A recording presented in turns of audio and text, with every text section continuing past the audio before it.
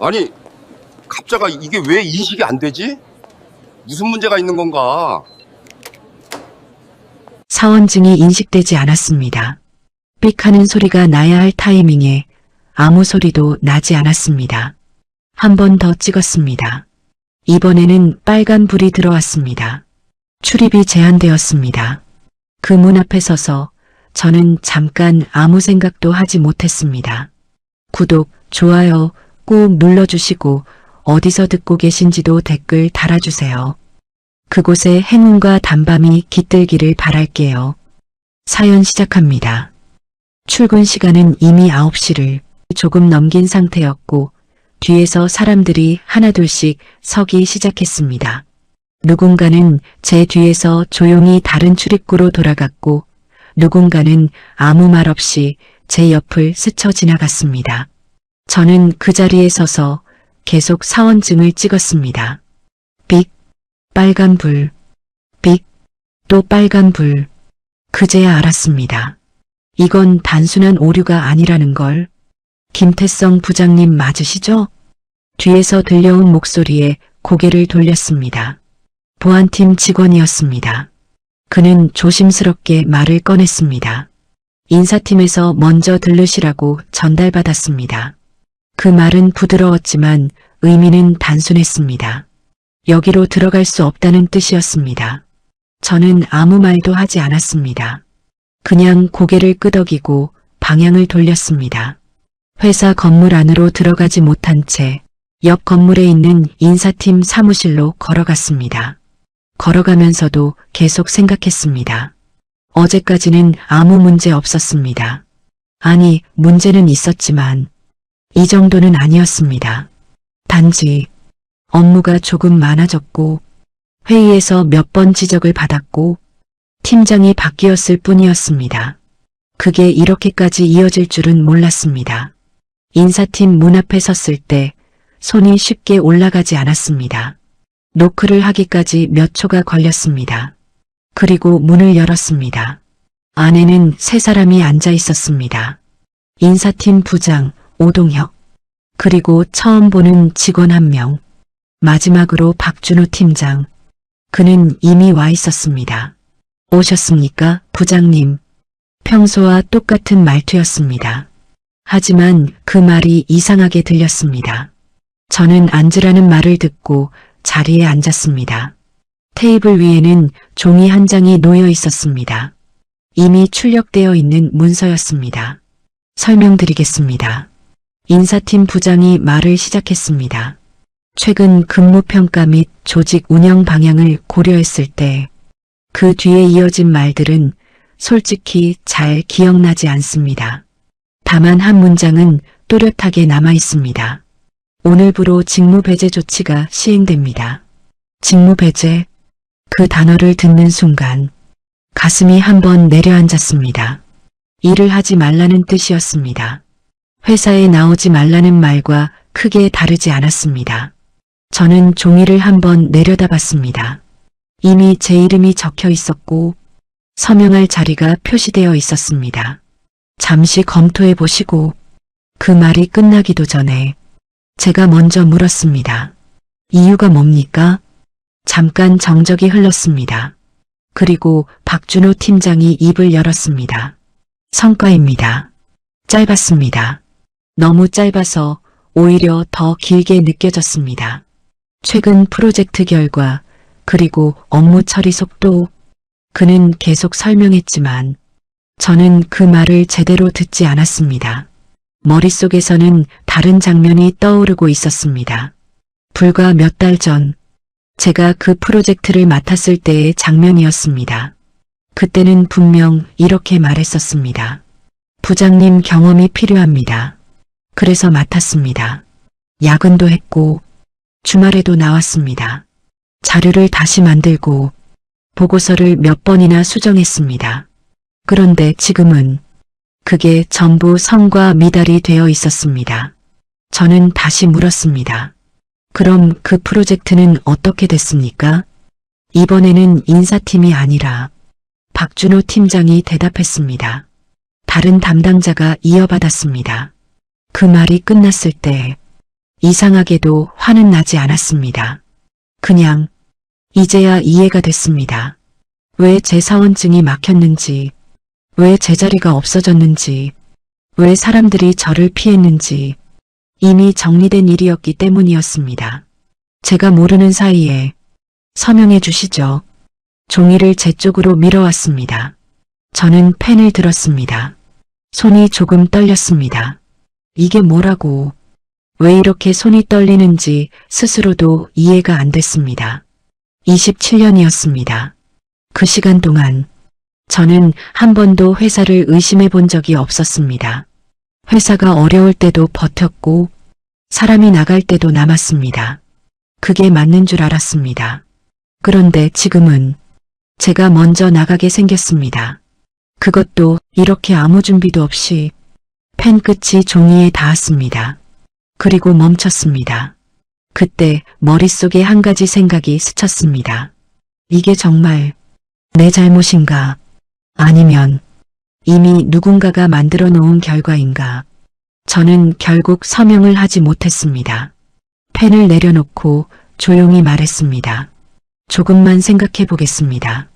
그 말을 하고 자리에서 일어났습니다. 아무도 저를 붙잡지 않았습니다. 문을 나서면서 한 번도 뒤를 돌아보지 않았습니다. 그날 저는 회사 건물 안으로 끝내 들어가지 못했습니다.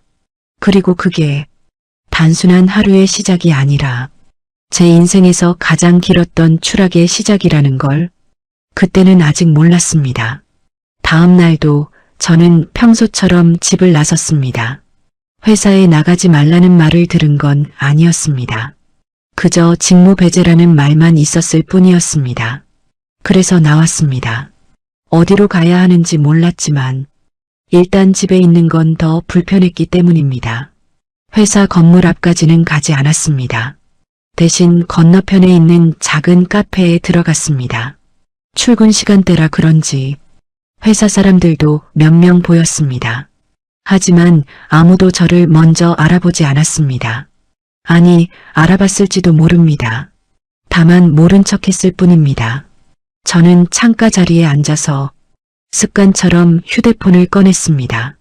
메일함을 열었습니다. 아무것도 없었습니다. 평소라면 아침마다 쌓여있던 업무 메일들이 그날은 하나도 들어오지 않았습니다. 그게 더 이상했습니다. 일이 없어서가 아니라 아예 저를 빼고 돌아가고 있다는 느낌이 들었기 때문입니다. 1시간쯤 앉아 있었을 때였습니다. 휴대폰이 한번 울렸습니다. 문자였습니다. 보낸 사람은 이수진 대리였습니다. 부장님 괜찮으세요? 짧은 문장이었습니다.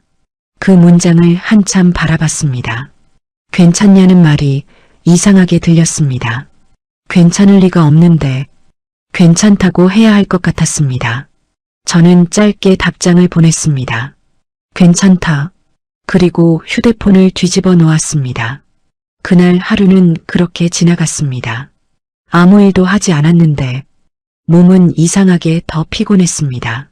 집에 돌아갔을 때 아내는 아무것도 묻지 않았습니다. 저도 아무 말도 하지 않았습니다.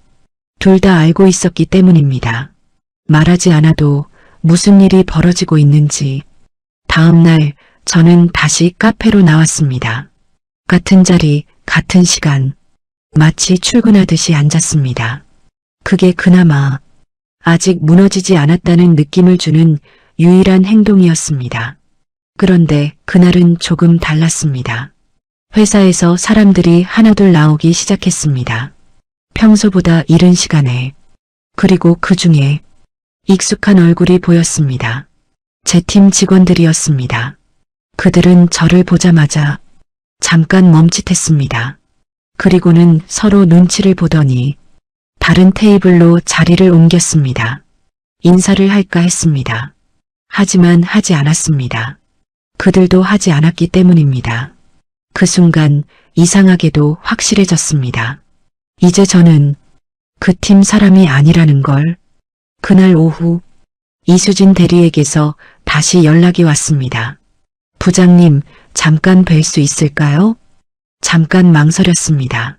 하지만 결국 만나기로 했습니다. 카페가 아니라 조금 떨어진 골목에서 만났습니다. 그녀는 주변을 한번 둘러보고 나서야 말을 꺼냈습니다. 지금 팀에서 얘기 나오고 있어요. 저는 아무 말도 하지 않았습니다. 그녀가 말을 이어갔습니다.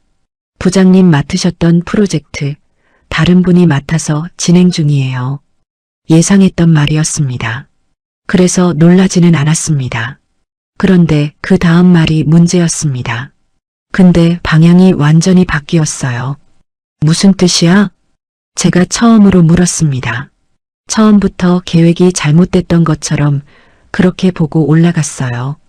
그 말은 제 방식이 틀렸다는 의미였습니다. 아니, 제가 틀린 사람이 된다는 뜻이었습니다. 저는 한동안 말을 하지 못했습니다. 그녀는 계속 말을 이어갔습니다. 그리고 평가도 다시 들어간다고 들었어요. 그 순간 머릿속이 조용해졌습니다.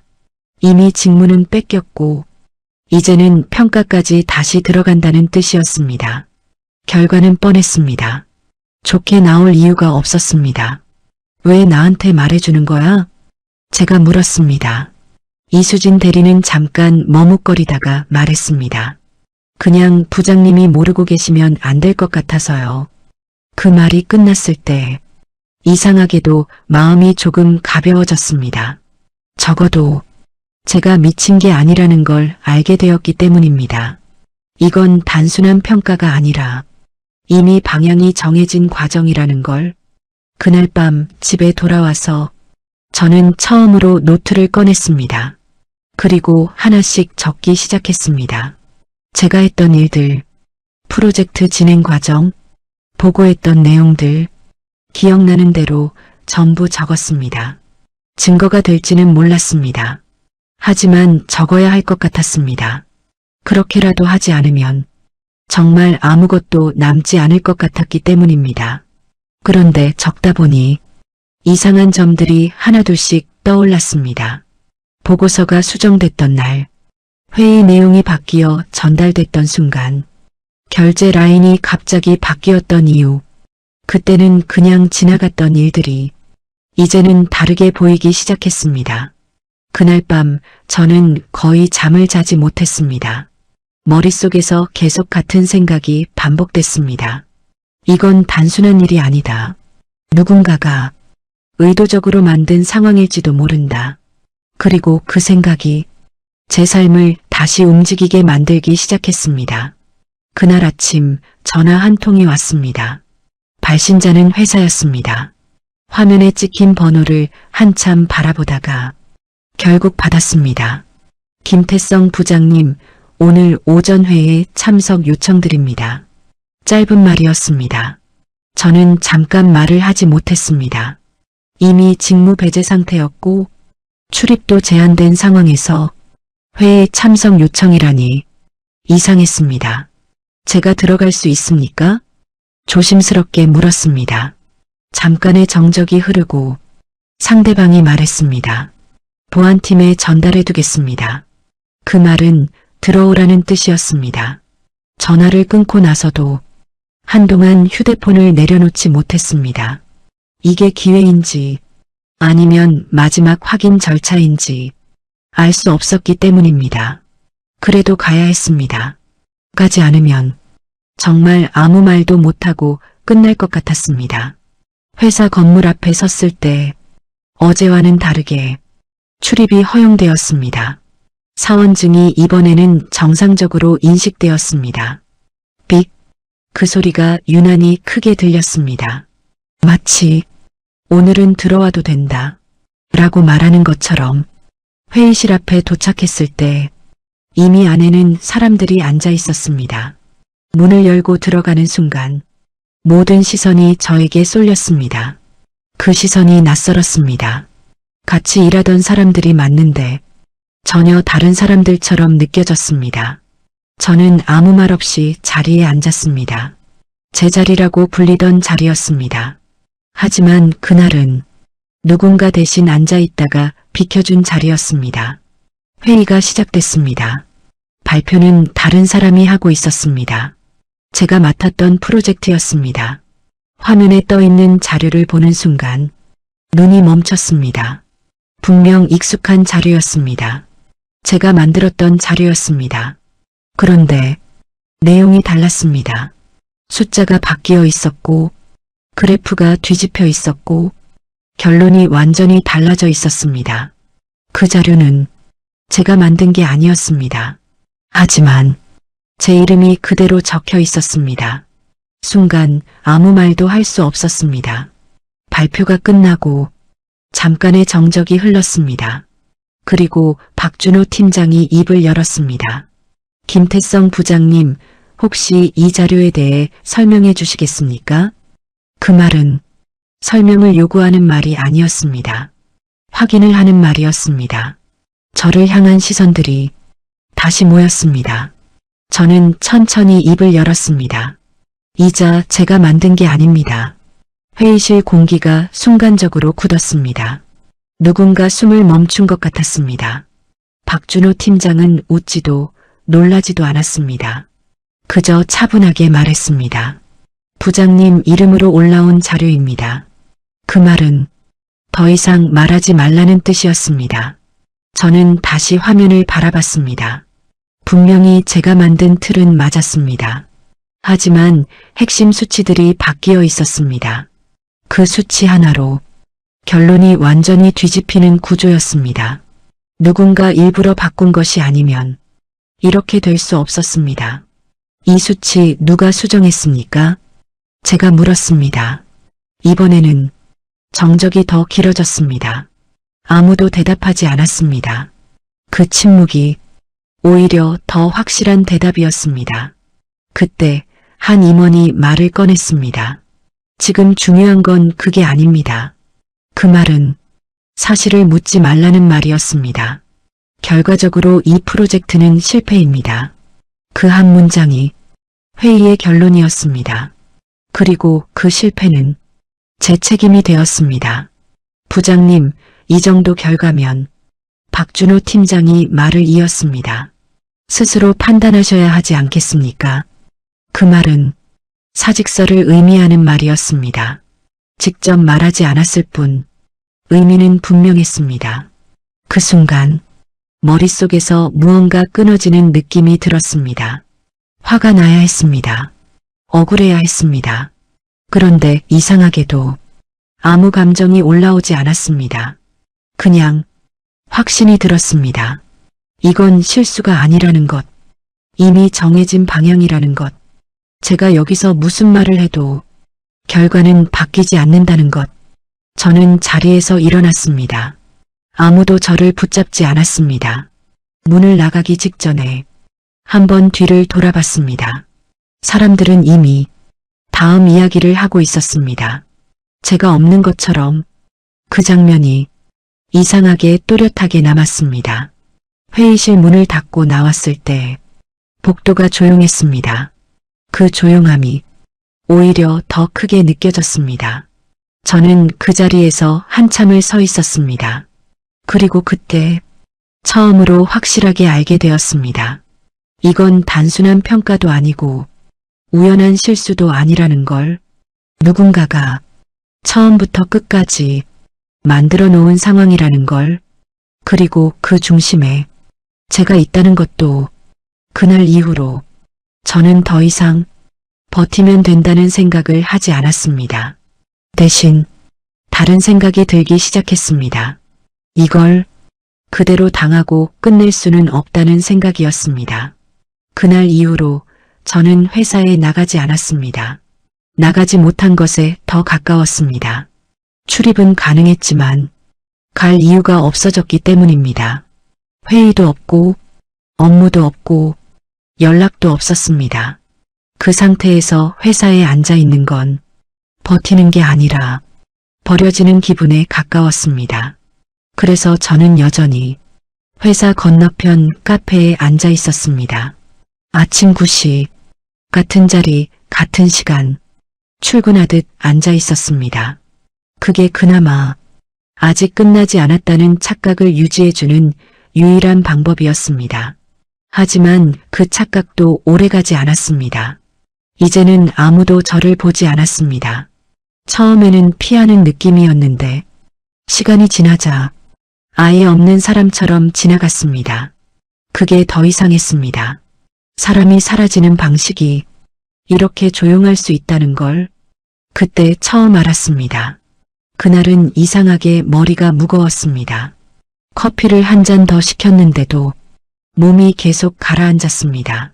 가슴이 답답했습니다. 숨이 짧아졌습니다. 잠깐 일어나서 밖으로 나갔습니다. 찬 공기를 마시면 괜찮아질 줄 알았습니다. 그런데 오히려 더 어지러워졌습니다. 시야가 잠깐 흔들렸습니다. 그 자리에서 그대로 주저앉을 뻔했습니다. 겨우 벽을 짚고 서 있었는데 옆에 있던 사람이 저를 붙잡았습니다. 괜찮으세요? 그 말이 멀리서 들리는 것처럼 느껴졌습니다. 괜찮다고 말하려고 했는데 입이 잘 떨어지지 않았습니다. 그날 저는 병원에 갔습니다. 검사를 받고 나서 의사가 말했습니다. 스트레스가 심하신 것 같습니다. 그 말은 너무 익숙했습니다. 그동안 수없이 들었던 말이었습니다. 하지만 그날은 조금 달랐습니다. 지금 상태 계속 유지되시면 큰 문제 생길 수 있습니다. 그 말이 남았습니다. 큰 문제. 그게 뭔지는 말해주지 않았지만 굳이 듣지 않아도 알 것 같았습니다. 몸이 먼저 무너지고 있다는 뜻이었습니다. 집에 돌아왔을 때 아내가 저를 보고 한참을 말을 하지 않았습니다. 그리고 조용히 물었습니다. 병원 다녀왔어요? 제가 고개를 끄덕이자 그녀는 한숨을 쉬었습니다. 그 한숨이 길었습니다. 그만해요. 짧은 말이었습니다. 하지만 그 안에 들어있는 의미는 많았습니다. 이렇게까지 할 필요 없잖아요. 그 말이 이어졌습니다. 저는 아무 말도 하지 않았습니다. 뭐라고 대답해야 할지 몰랐습니다. 그만두라는 말이었지만 단순히 회사를 그만두라는 뜻은 아니었습니다. 이 상황 자체를 놓으라는 말이었습니다. 당신 지금 사람 같지 않아요. 그 말이 마지막이었습니다. 그 말을 듣는 순간 가슴이 한번 내려앉았습니다. 사람 같지 않다. 그 말이 계속 머릿속에 남았습니다. 생각해보니 맞는 말이었습니다. 아침에 나와서 아무 일도 하지 않고 앉아있다가 저녁이 되면 돌아가는 생활.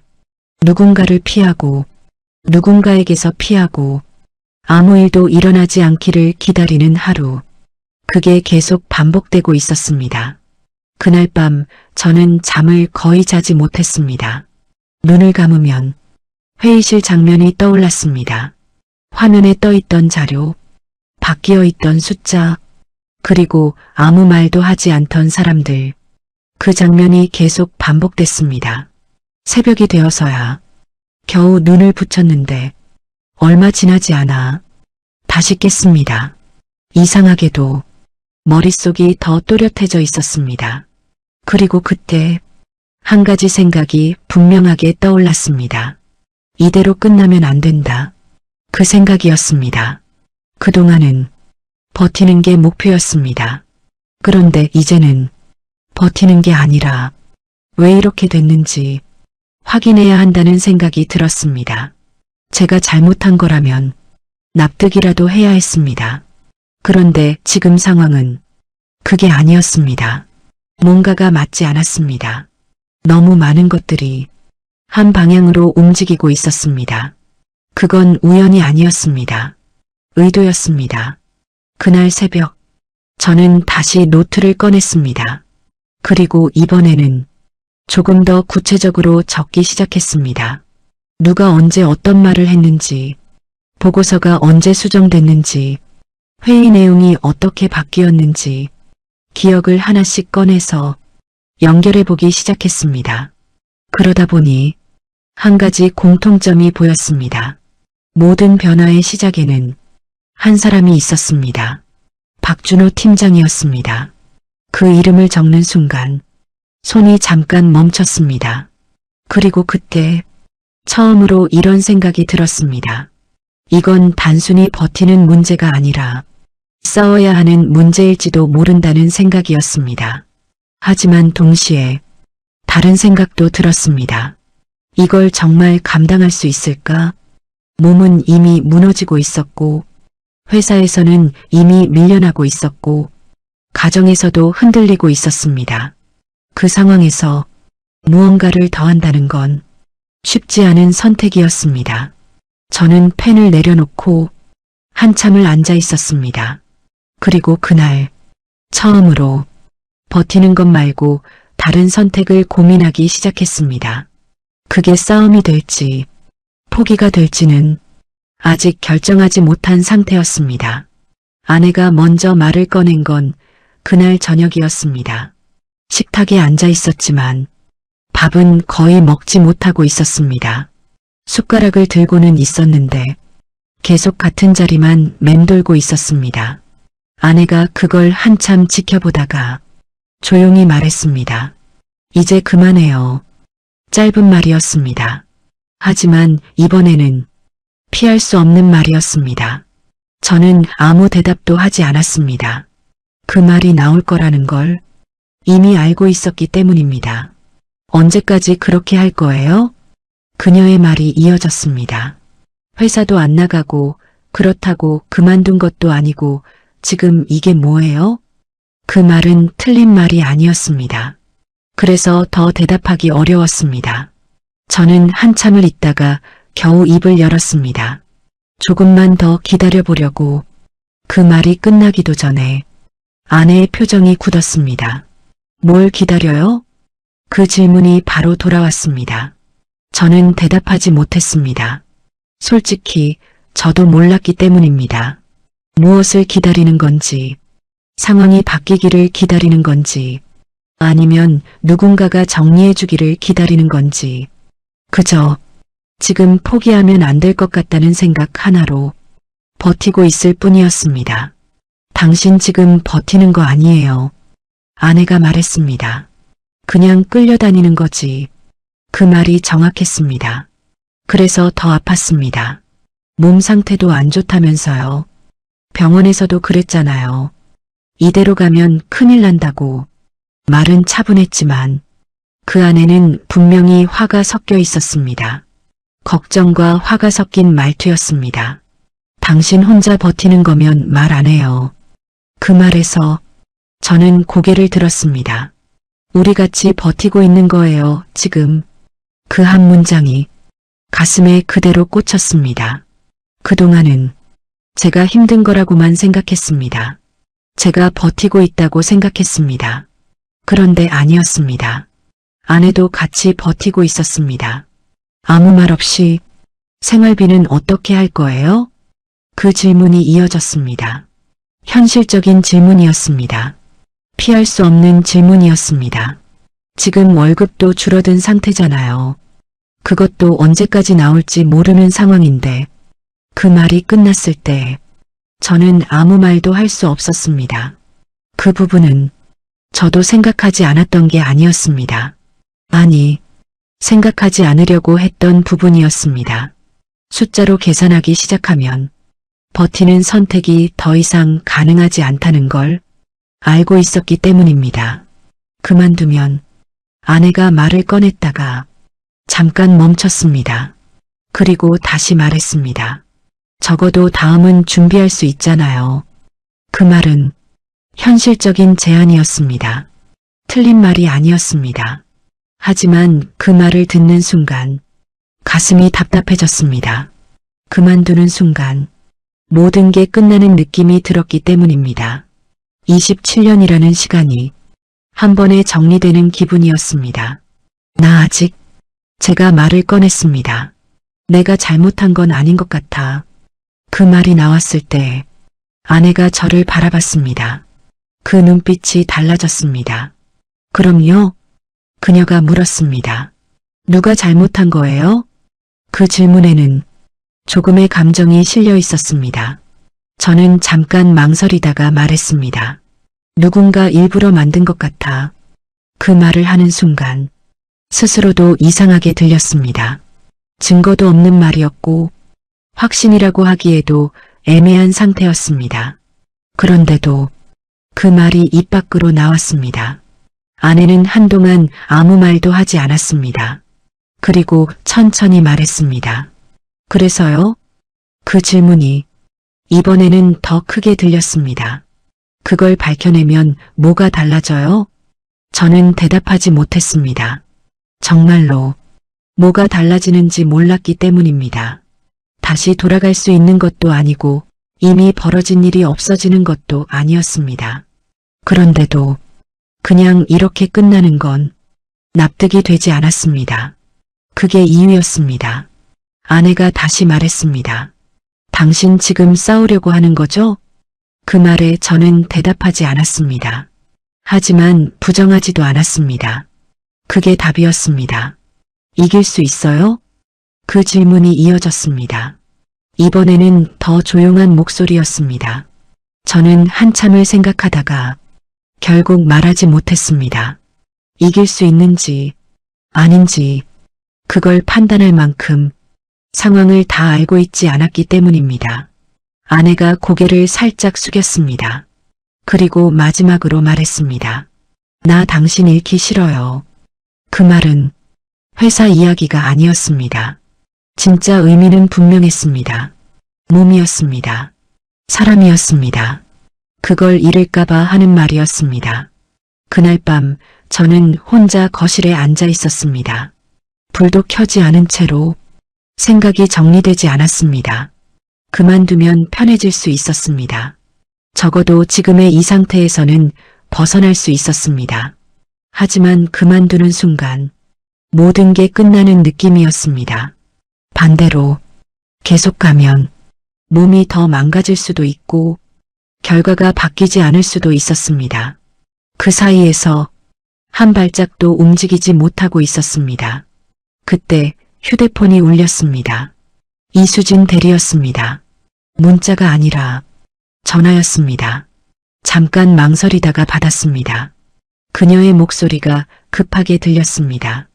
부장님 지금 회사에서 21번 고르고 다시 말했습니다. 인사팀에서 자료 정리 들어갔어요. 그 말이 끝났을 때 몸이 순간적으로 굳었습니다. 자료 정리, 그 말의 의미를 모를 수가 없었습니다. 기록을 만드는 작업이었습니다.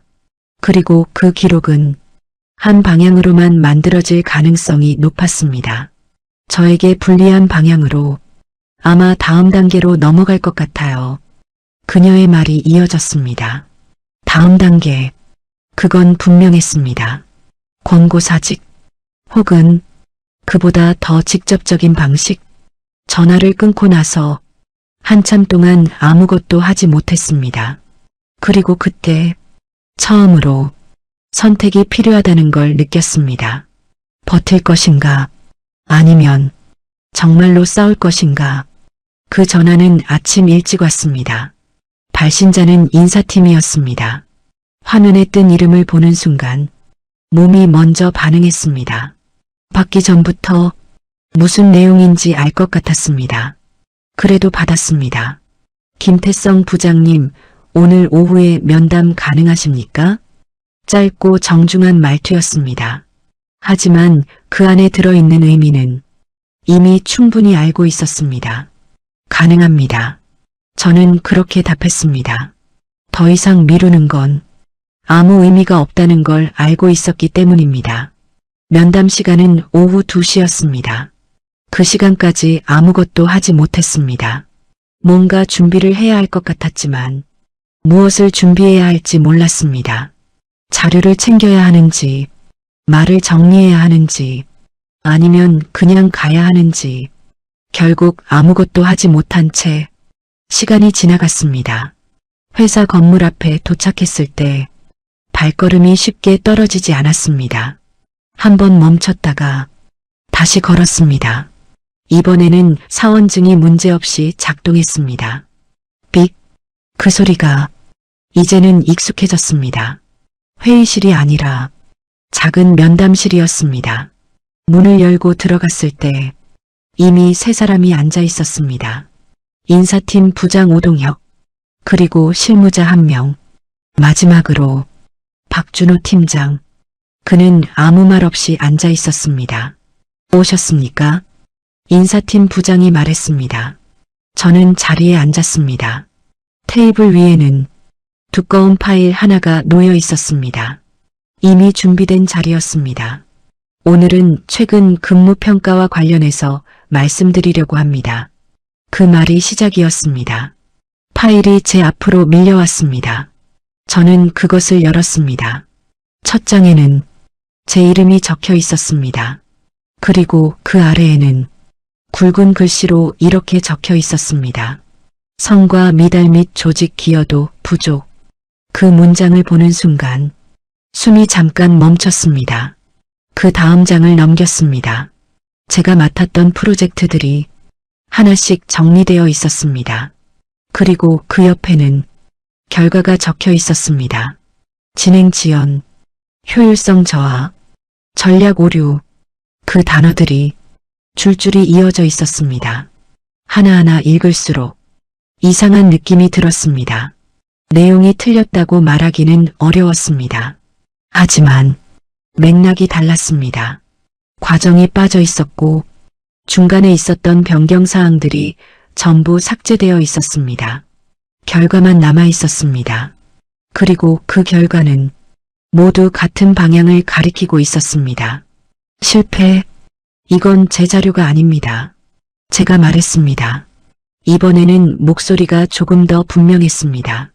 과정이 빠져 있습니다. 중간에 변경된 부분들이 반영이 안 돼 있습니다. 제가 말을 이어갔습니다. 하지만 인사팀은 고개를 끄덕이지 않았습니다. 그저 듣고만 있었습니다. 그리고 말했습니다. 기록 기준으로 판단합니다. 그 한 문장이었습니다. 기록. 이미 정리된 문서. 그게 기준이라는 뜻이었습니다. 제가 기억하는 과정은 아무 의미가 없다는 말이었습니다. 그 기록이 잘못됐습니다. 제가 말했습니다. 이번에는 조금 더 강하게 말했습니다. 잠깐의 정적이 흘렀습니다. 그리고 박준호 팀장이 처음으로 입을 열었습니다. 부장님, 그럼 반대로 질문드리겠습니다. 그는 차분한 목소리로 말을 이어갔습니다. 이 결과를 뒤집을 수 있는 자료 있으십니까? 그 질문이 끝났을 때 아무 말도 할 수 없었습니다.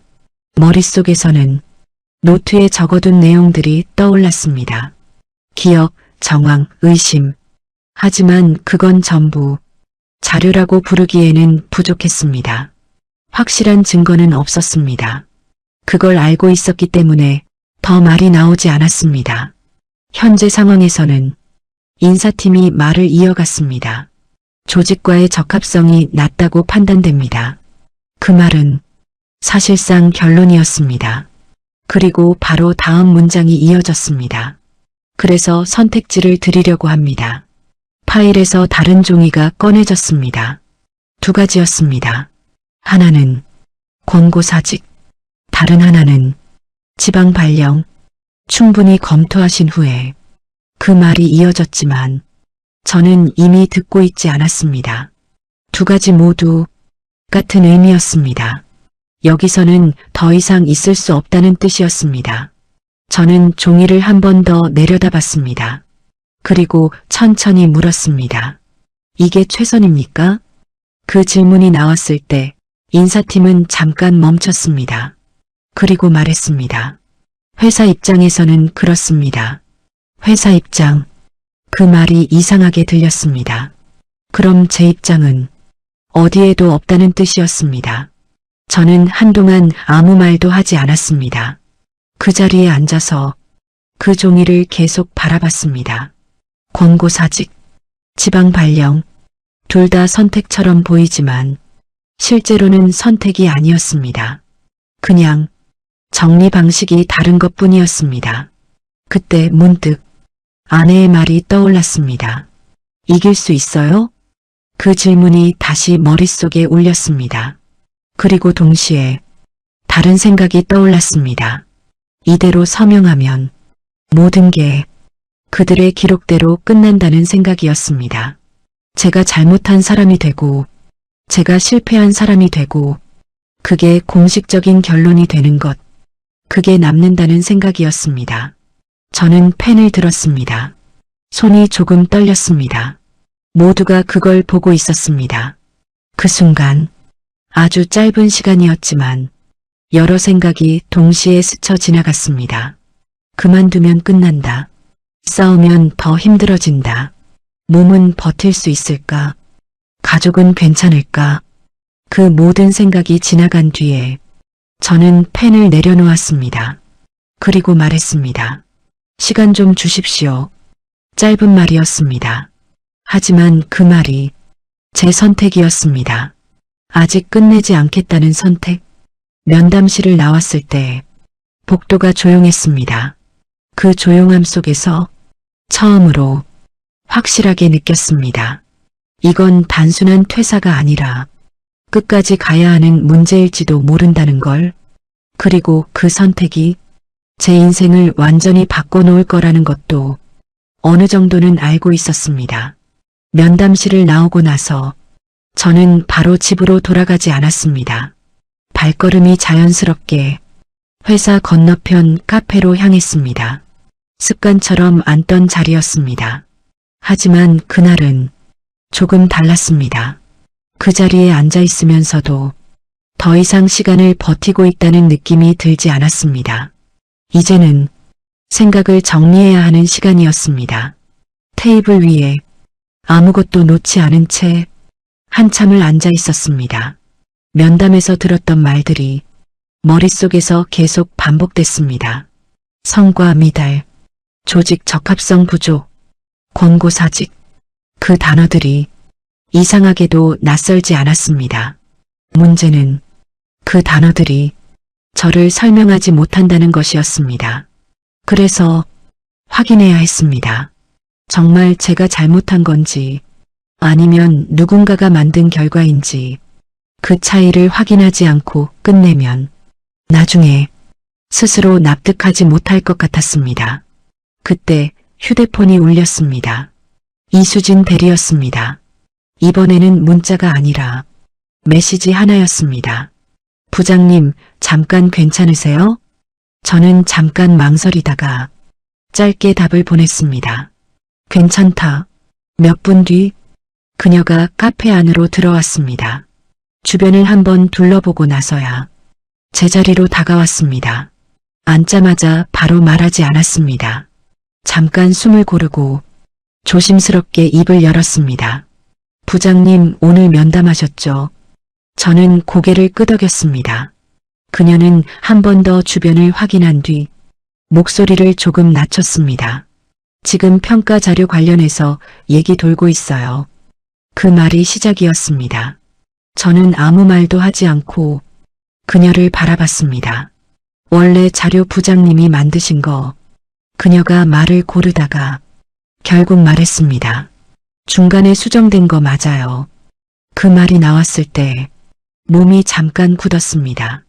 이미 예상은 하고 있었지만 확인되는 순간은 달랐습니다. 누가 했는지 알아? 제가 물었습니다. 이수진 대리는 바로 대답하지 않았습니다. 잠깐 망설이다가 고개를 저었습니다. 정확히는 모르겠어요. 그리고 덧붙였습니다. 근데 수정된 파일이 올라온 시점이 이상해요. 그녀는 휴대폰을 꺼내서 화면을 보여줬습니다. 업무 시스템 기록이었습니다. 파일 수정 시간, 업로드 시간, 결제 흐름, 그게 전부 찍혀 있었습니다. 저는 그 화면을 한참 바라봤습니다. 이건 제가 말을 꺼냈다가 멈췄습니다. 패턴이 보였습니다. 제가 보고를 올린 이후 중간에 한 번 더 수정이 들어갔고 그 다음에 최종 결제가 올라간 흐름이었습니다. 문제는 그 수정이 제 승인 없이 이루어졌다는 점이었습니다. 이거 출력 가능해? 제가 물었습니다. 이수진 대리는 잠깐 고민하는 표정을 지었습니다. 공식적으로는 안 됩니다. 그리고 조금 더 낮은 목소리로 말했습니다. 근데 방법은 있어요.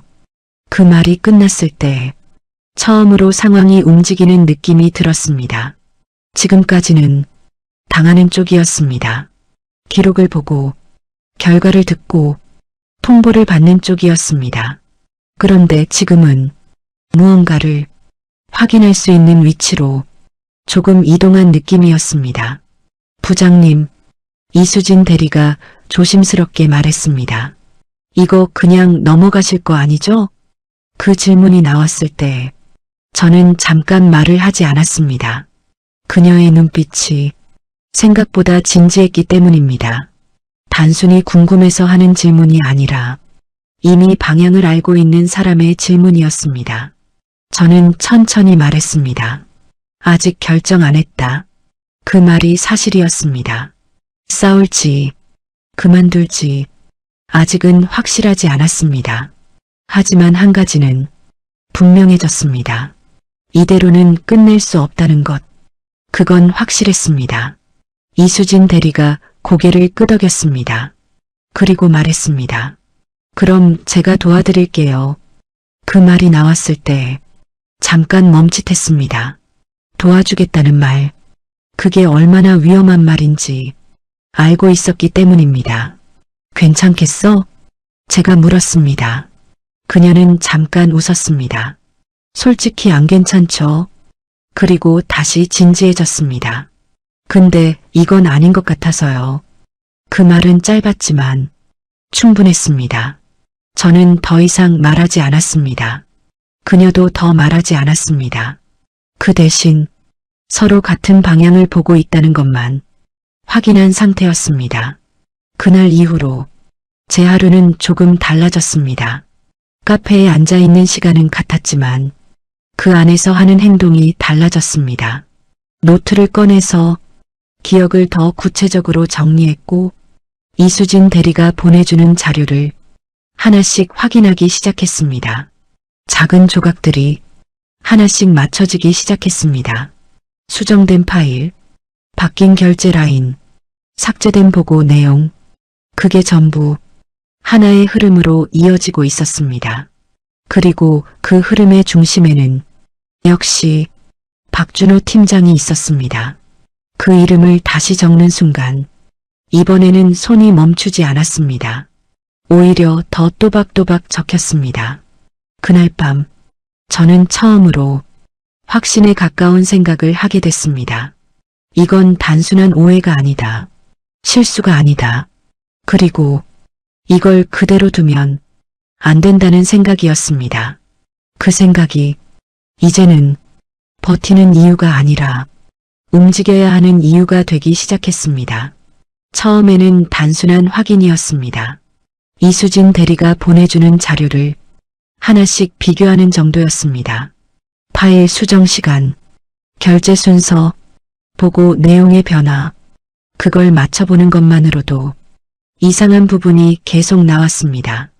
그런데 며칠이 지나자 그게 단순한 확인이 아니라 하나의 흐름처럼 보이기 시작했습니다. 누가 언제 개입했고 어디에서 내용이 바뀌었고 어떤 시점에 결론이 뒤집혔는지 그게 점점 선명해졌습니다. 특히 하나가 눈에 들어왔습니다. 결제 라인이었습니다. 원래는 제가 보고를 올리면 팀장, 그 위 임원으로 올라가야 하는 구조였습니다. 그런데 특정 시점부터 중간에 다른 결제자가 끼어 있었습니다. 처음에는 실수라고 생각했습니다. 그런데 그게 한 번이 아니었습니다. 같은 패턴이 반복되고 있었습니다. 그리고 그 결제자는 항상 같은 사람이었습니다. 박준호 팀장이었습니다. 그 이름이 계속 나왔습니다. 이거 너무 명확한 거 아니냐? 제가 중얼거리듯 말했을 때 이수진 대리가 고개를 저었습니다. 문제는 그게 아닙니다. 그녀가 말했습니다. 이걸 증거로 쓸 수 있느냐가 문제예요. 그 말이 맞았습니다. 지금까지 모은 건 전부 내부 기록이었습니다. 접근 권한이 제한된 자료였고 공식적으로 꺼낼 수 없는 것들이었습니다. 즉, 알고는 있지만 증명할 수 없는 상태였습니다. 그게 가장 애매한 위치였습니다. 외부로 가져갈 수는 없나? 제가 물었습니다. 이수진 대리는 잠깐 생각하다가 말했습니다. 가능은 한데 위험합니다. 그 말은 방법이 있다는 뜻이기도 했습니다. 하지만 동시에 선을 넘는다는 뜻이기도 했습니다. 저는 바로 대답하지 않았습니다. 그 선을 넘는 순간 이건 단순한 문제 제기가 아니라 완전히 다른 싸움이 되기 때문이었습니다. 그날 이후로 상황이 조금씩 달라지기 시작했습니다. 처음에는 단순한 느낌이었습니다. 카페에 앉아 있을 때 누군가 저를 보는 것 같은 느낌, 회사 앞을 지나갈 때 익숙한 사람들이 갑자기 시선을 피하는 순간, 그게 몇 번 반복되자 느낌이 아니라는 걸 알게 됐습니다. 알고 있는 사람이 늘어나고 있다는 뜻이었습니다. 부장님 조심하셔야 할 것 같아요. 이수진 대리가 말했습니다. 지금 분위기가 좀 이상해요. 그녀의 말이 이어졌습니다. 자료 접근 기록 확인하는 것 같아요. 그 말을 듣는 순간 몸이 잠깐 굳었습니다. 접근 기록, 누가 언제 어떤 파일을 열었는지 전부 남는 시스템이었습니다. 즉, 우리가 뭘 보고 있는지 이미 확인하고 있을 가능성이 있다는 뜻이었습니다. 그날 밤 노트를 다시 펼쳤습니다. 그동안 정리했던 내용들을 한 번 더 읽어봤습니다. 그리고 깨달았습니다. 지금까지는 조용히 움직일 수 있는 구간이었지만 이제는 아니었습니다. 이미 눈에 띄기 시작한 상태였습니다. 그 상태에서 더 깊이 들어가면 되돌릴 수 없는 지점까지 갈 수도 있었습니다. 그런데도 손이 멈추지 않았습니다. 오히려 더 빨라졌습니다. 지금 멈추면 지금까지 한 게 전부 의미 없어질 것 같았습니다. 그때 이수진 대리에게서 연락이 왔습니다. 평소보다 짧은 메시지였습니다. 부장님, 지금 통화 가능하세요? 느낌이 좋지 않았습니다. 전화를 걸자마자 그녀가 바로 말했습니다. 지금 팀장님이 부장님 얘기 꺼냈어요. 그 말이 시작이었습니다. 어떤 얘기? 제가 물었습니다. 요즘 이상한 움직임이 있다고 그녀가 말했습니다. 그 말이 끝났을 때 상황이 정확하게 정리됐습니다. 이미 알고 있다는 뜻이었습니다. 그리고 이수진 대리가 잠깐 말을 멈췄다가 다시 말했습니다. 인사팀에서도 다시 움직이는 것 같아요. 그 말이 이어졌습니다. 두 군데가 동시에 움직이고 있었습니다. 팀장, 그리고 인사팀. 그건 우연이 아니었습니다. 정리 단계였습니다. 저를 향해서 전화를 끊고 나서 한참 동안 아무 생각도 하지 못했습니다. 이제는 분명했습니다. 시간이 많지 않다는 것. 지금 선택하지 않으면 선택할 기회 자체가 사라질 수 있다는 것. 그날 밤 저는 노트를 덮었습니다. 그리고 한 가지를 결정했습니다. 더 이상 조용히 확인만 하고 있을 수는 없다는 것. 무언가를 해야 한다는 것. 그게 어떤 방식이든.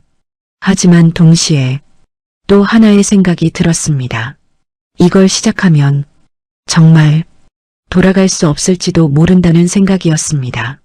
그 두 가지 생각 사이에서 한참을 앉아 있었습니다. 그리고 그때 휴대폰이 다시 울렸습니다. 이번에는 회사 번호였습니다.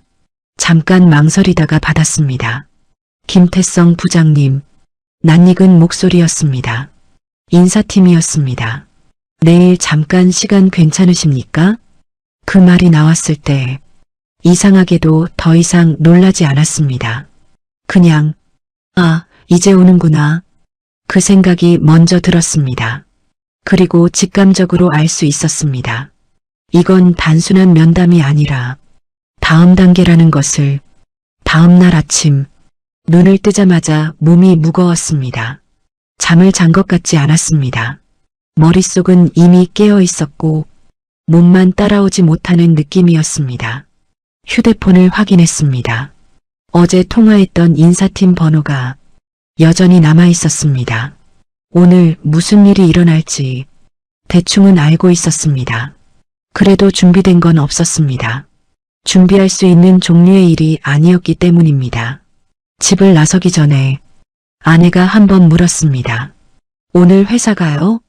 저는 잠깐 멈췄다가 고개를 끄덕였습니다. 그녀는 더 묻지 않았습니다. 그 침묵이 오히려 더 길게 느껴졌습니다.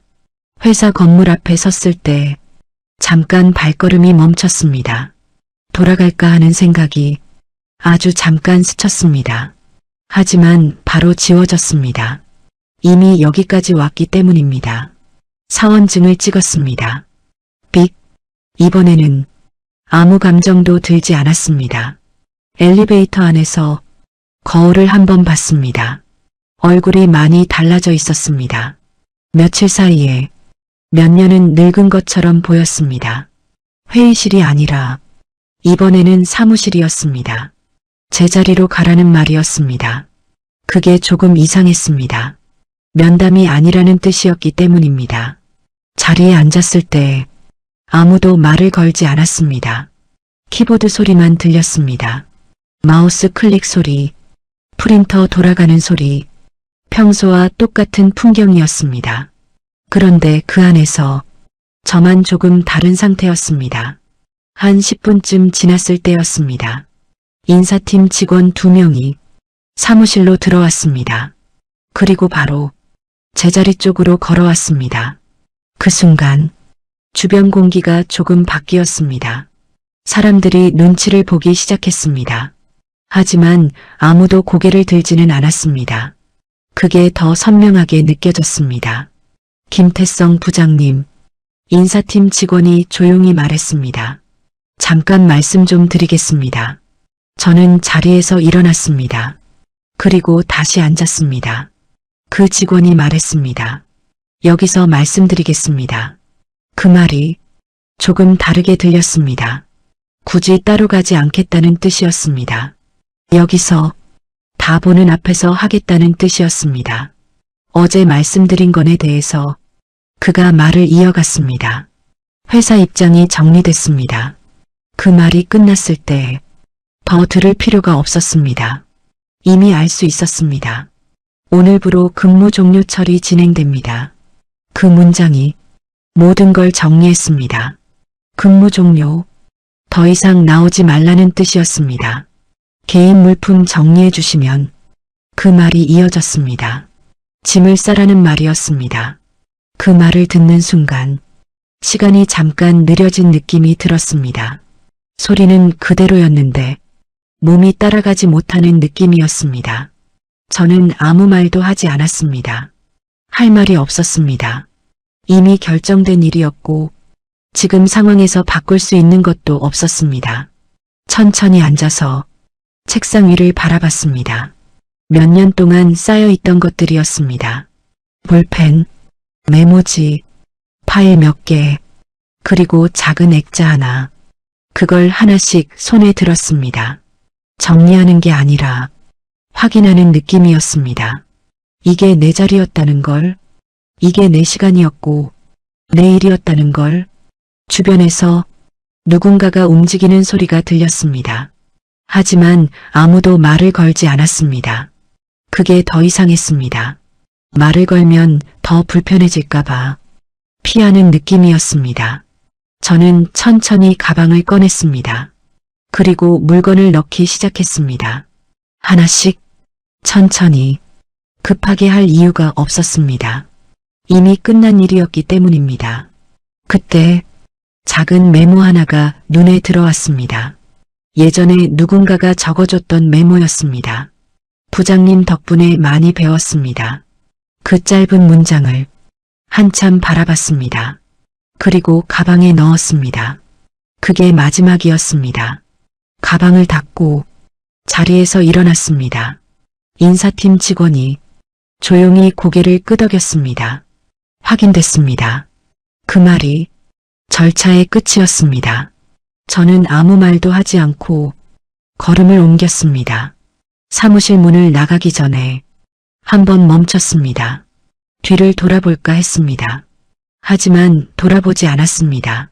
이미 그 안에 제가 있을 자리는 없다는 걸 알고 있었기 때문입니다.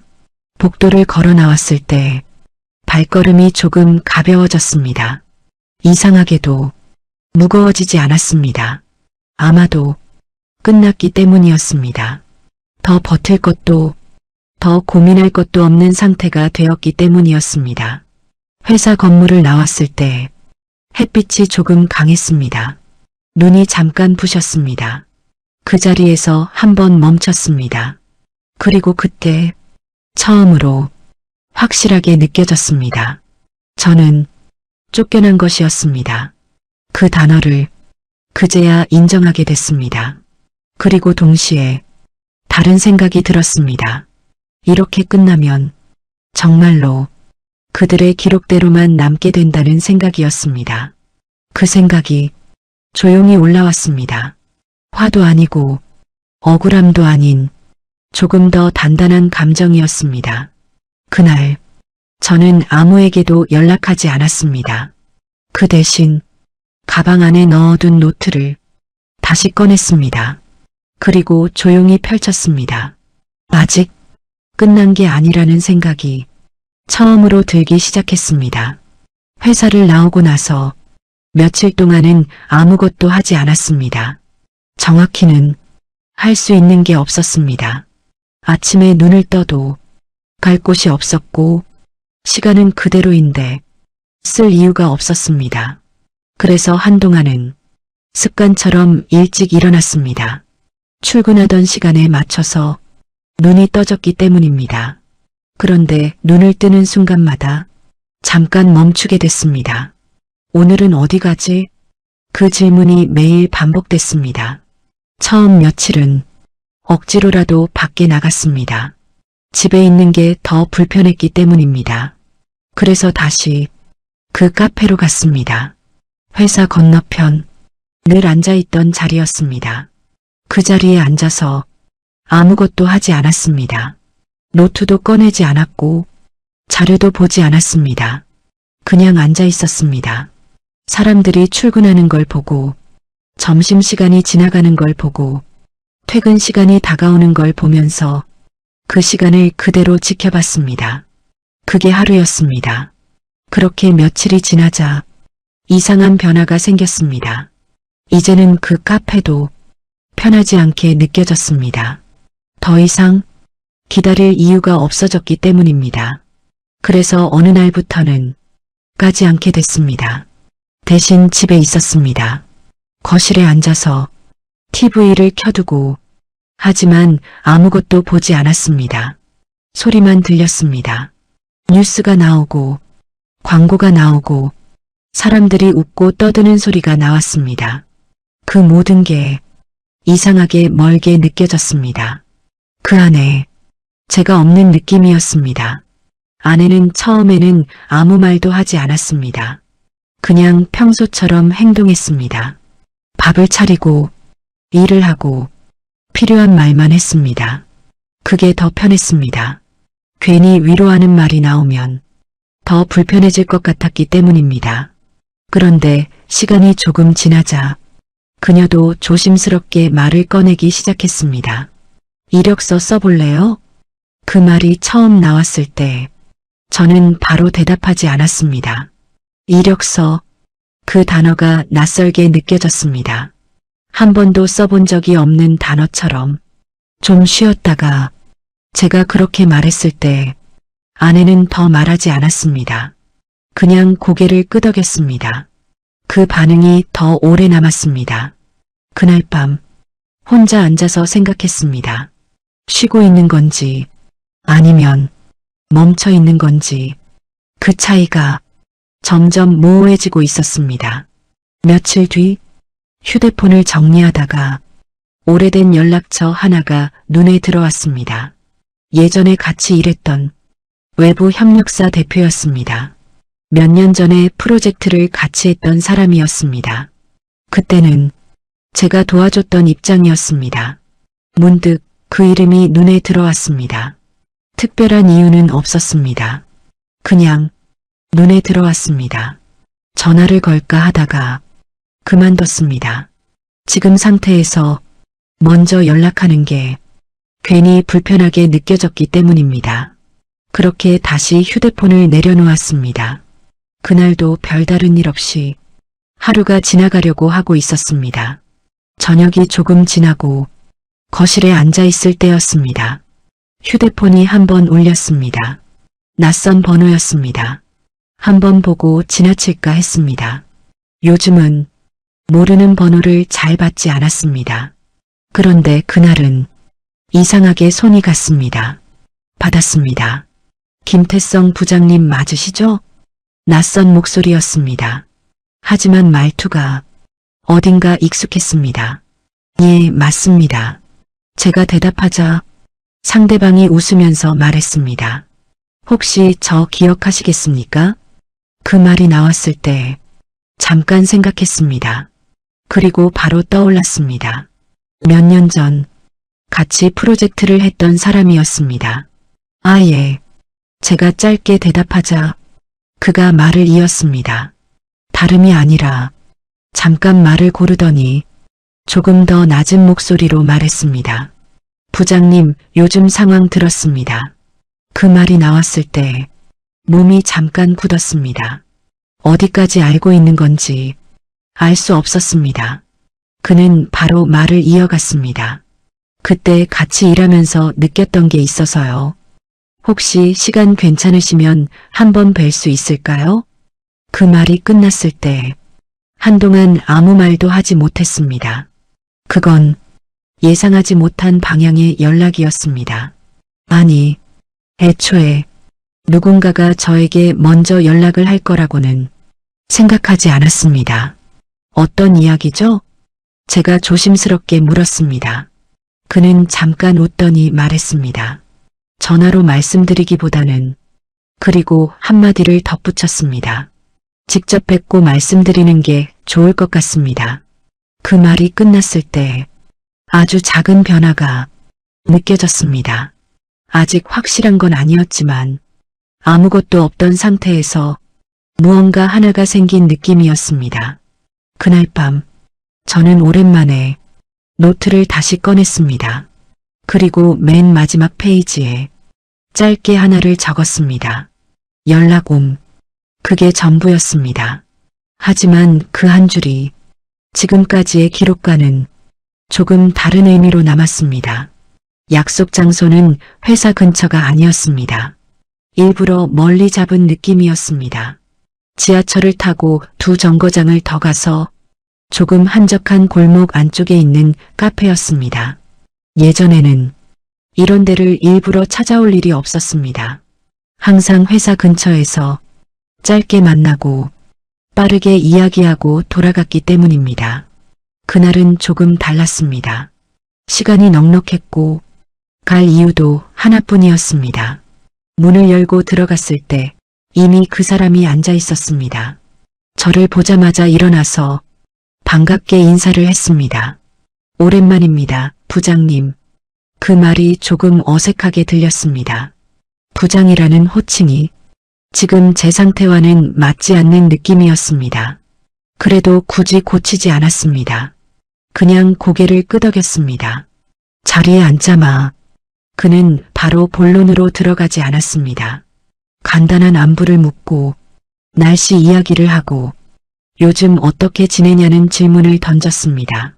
그 질문이 생각보다 어려웠습니다. 그냥 쉬고 있습니다. 짧게 대답했습니다. 그는 그 말에 대해 더 묻지 않았습니다. 대신 고개를 끄덕이고 조용히 말을 꺼냈습니다. 사실 그때 프로젝트 이후로 계속 생각이 났습니다. 그 말이 시작이었습니다. 그때 상황이 쉽지 않았던 걸로 기억합니다. 그는 제가 기억하지 못하는 부분까지 정확하게 짚어냈습니다. 납기 문제, 내부 갈등, 변경된 요구사항, 그걸 하나씩 이야기했습니다. 그리고 마지막에 이렇게 말했습니다. 그 상황에서 그 결과 만든 사람 많지 않습니다. 그 말이 조금 늦게 들어왔습니다. 그때는 그냥 당연히 해야 하는 일이라고 생각했습니다. 하지만 지금은 그 말이 다르게 들렸습니다. 저희가 그때 많이 배웠습니다. 그가 말했습니다. 저는 아무 대답도 하지 않았습니다. 그 말을 듣는 게 조금 낯설었기 때문입니다. 회사에서는 정반대의 이야기를 듣고 있었기 때문입니다. 성과 미달, 전략 오류, 그 단어들이 아직도 머릿속에 남아 있었습니다. 그는 잠깐 말을 멈췄다가 다시 입을 열었습니다. 그래서 이번에 연락드렸습니다. 이제야 본론으로 들어오는 느낌이었습니다. 저는 자연스럽게 자세를 조금 고쳤습니다. 그는 천천히 말했습니다. 저희 쪽에서 새로운 사업을 준비 중입니다. 그 말이 나왔을 때 아직은 크게 와닿지 않았습니다. 그런데 이어지는 말이 달랐습니다. 기존 방식으로는 안 될 것 같아서요. 경험 있는 사람이 필요합니다. 그는 저를 바라보면서 말했습니다.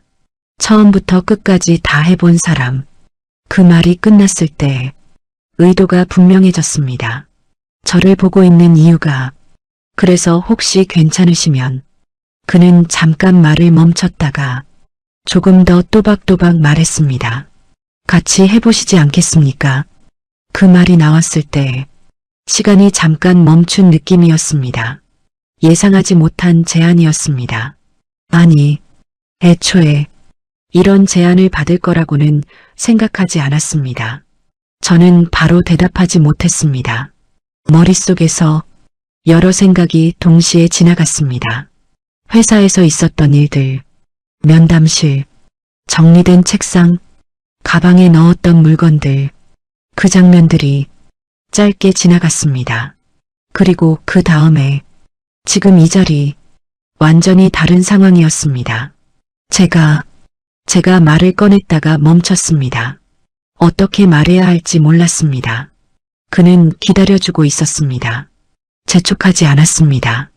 그게 더 부담이 되지 않았습니다. 지금 상태가 제가 다시 말을 이어갔습니다. 정리가 안 된 상태라 그 말이 솔직한 상태였습니다. 그는 고개를 끄덕였습니다. 그럴 거라고 생각했습니다. 그리고 덧붙였습니다. 그래서 바로 결정 안 하셔도 됩니다. 그 말이 조금 편하게 들렸습니다. 하지만 동시에 더 진지하게 들렸습니다. 가볍게 던진 제안이 아니라는 뜻이었습니다. 그는 마지막으로 한 가지를 더 말했습니다. 부장님, 그가 잠깐 웃으면서 말했습니다. 저희 회사 쪽에서 제안했을 때 기억나십니까? 저는 잠깐 생각하다가 고개를 끄덕였습니다. 그때 비슷한 제안이 있었던 걸 어렴풋이 기억했습니다. 그때는 거절했습니다. 회사에 남는 게 맞다고 생각했기 때문입니다. 그는 말했습니다. 그때 안 오신 거 이해합니다. 그리고 한마디를 덧붙였습니다. 근데 이번에는 상황이 다르지 않습니까? 그 말이 조용하게 남았습니다. 상황이 다르다. 그 말이 맞았습니다. 지금은 선택지가 없는 상태였습니다. 아니, 이제야 다른 선택지가 생긴 상태였습니다. 그날 만남이 끝나고 밖으로 나왔을 때 공기가 조금 다르게 느껴졌습니다. 똑같은 거리였고 똑같은 날씨였는데 느낌이 달랐습니다. 집으로 돌아가는 길에 한 가지 생각이 계속 머릿속에 남았습니다. 나는 정말로 실패한 사람이 맞는가? 그 질문이 이전과는 다른 방향으로 움직이고 있었습니다. 그날 밤 저는 노트를 다시 펼쳤습니다. 그리고 처음으로 새로운 페이지를 열었습니다. 지금까지는 과거를 정리하는 기록이었다면 그날은 앞을 생각하는 기록이었습니다. 펜을 들고 한참을 고민하다가 짧게 한 줄을 적었습니다. 다시 시작할 수 있을까? 그 질문은 이제 더 이상 막연한 생각이 아니라 현실적인 선택이 되기 시작하고 있었습니다. 결정까지는 생각보다 오래 걸리지 않았습니다. 며칠 동안 고민은 했지만 이미 마음은 어느 정도 정해져 있었습니다. 그날 밤 노트를 다시 펼쳤습니다. 지금까지 적어왔던 내용들을 한 번 더 천천히 읽었습니다. 처음에는 억울함으로 시작된 기록이었고 중간에는 확인을 위한 기록이었고 마지막은 버티기 위한 기록이었습니다. 그걸 다 읽고 나서 조용히 덮었습니다. 그리고 깨달았습니다. 이 기록은 더 이상 필요하지 않다는 것을 과거를 붙잡기 위한 도구였기 때문입니다. 이제는 다른 걸 선택해야 할 때였습니다. 그날 밤 저는 짧게 문자를 보냈습니다. 한번 해보겠습니다. 그게 답장이었습니다. 길게 쓰지 않았습니다. 설명할 것도 없었고 굳이 이유를 붙일 필요도 없었습니다. 그 한 문장이 제 선택이었습니다. 며칠 뒤 새로운 사무실에 처음으로 들어갔습니다. 크지 않은 공간이었습니다. 회사라고 부르기에는 아직 부족한 상태였습니다. 책상 몇 개, 컴퓨터 몇 대, 그리고 아직 정리되지 않은 서류들, 그게 전부였습니다. 예전에 있던 사무실과는 비교도 되지 않았습니다. 하지만 이상하게도 불편하지 않았습니다. 오히려 조금 편했습니다. 누군가의 자리가 아니라 처음부터 다시 시작하는 자리였기 때문입니다. 부장님, 이쪽 자리 쓰시면 됩니다. 그가 말했습니다. 저는 잠깐 멈췄습니다. 그리고 조용히 말했습니다. 그냥 태성이라고 부르세요. 그 말이 처음으로 자연스럽게 나왔습니다. 그날부터 다시 일이 시작됐습니다. 처음에는 작은 것부터였습니다. 자료를 정리하고 방향을 잡고 하나씩 맞춰가는 과정이었습니다. 예전처럼 체계가 잡혀 있지 않았기 때문에 오히려 더 많은 걸 직접 해야 했습니다. 하지만 그 과정이 힘들게 느껴지지 않았습니다. 이유는 단순했습니다. 이번에는 누군가의 기준이 아니라 제가 책임질 수 있는 방식으로 움직이고 있었기 때문입니다. 시간이 조금 지나자 조금씩 결과가 나오기 시작했습니다. 작은 계약 하나, 작은 성과 하나, 그게 쌓이기 시작했습니다. 그리고 어느 날 예상하지 못한 일이 생겼습니다. 이전에 있던 회사에서 연락이 왔습니다. 처음에는 잘못 온 줄 알았습니다. 하지만 맞았습니다. 내용은 단순했습니다. 협업 요청이었습니다. 지금 제가 있는 곳에 그걸 보는 순간 잠깐 웃음이 나왔습니다. 이상하게도 기분이 나쁘지 않았습니다. 예전 같았으면 뭔가 정이 올라왔을 텐데 그날은 달랐습니다. 그냥 조용히 넘겼습니다. 그게 더 맞는 반응 같았습니다. 며칠 뒤 우연히 회사 근처를 지나게 됐습니다. 예전에 매일 다니던 길이었습니다. 건물도 그대로였고 사람들도 그대로였습니다. 하지만 하나가 달랐습니다. 그 안에 제가 없다는 점이었습니다. 그걸 보면서 이상하게도 아무 감정이 들지 않았습니다. 억울하지도 않았고 화가 나지도 않았습니다. 그냥 끝난 일이었습니다. 그 자리에서 잠깐 서 있다가 다시 걸음을 옮겼습니다. 돌아보지 않았습니다. 그럴 필요가 없었기 때문입니다. 그날 밤 오랜만에 노트를 다시 꺼냈습니다. 마지막 페이지를 펼쳤습니다. 그리고 마지막으로 한 줄을 적었습니다. 끝. 잠깐 생각하다가 그 밑에 하나를 더 적었습니다. 다시 시작. 그게 더 맞는 말 같았습니다. 버텨서 이긴 건 아니었습니다. 끝까지 남아서 이긴 것도 아니었습니다. 그냥 제 자리를 다른 곳에서 찾았을 뿐이었습니다. 그리고 그게 결국에는 제가 지켜낸 전부였습니다. 이 이야기가 가슴에 남는다면 구독, 좋아요, 알림 설정 꼭 눌러주세요. 누군가의 인생이 당신의 이야기일 수 있습니다.